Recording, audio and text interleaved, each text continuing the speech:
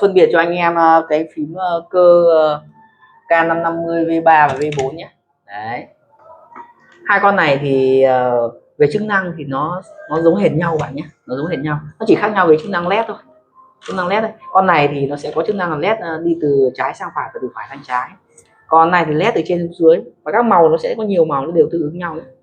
Con này thì thực ra nếu mà cảm giác của mình ấn cái này cảm giác nó nhẹ hơn, con này thì cảm giác nó đầm tay hơn một tí này. Đây là cây cáp đi theo của K550 V3 nhé, đây là cây cáp đi theo này. Còn đây là cây cáp đi theo của K550 V4 nhé.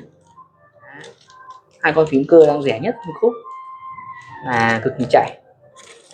Đây đều là phím dạng mini nhé. 40 phân, ngang 40 phân. Có rất là nhiều chức năng led, thì mình để chức năng này để các bạn thấy. Muốn đổi cái chức năng led thì nó có các cái tổ hợp phím của nó.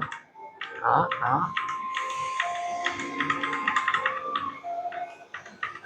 Đây cũng thế nhé.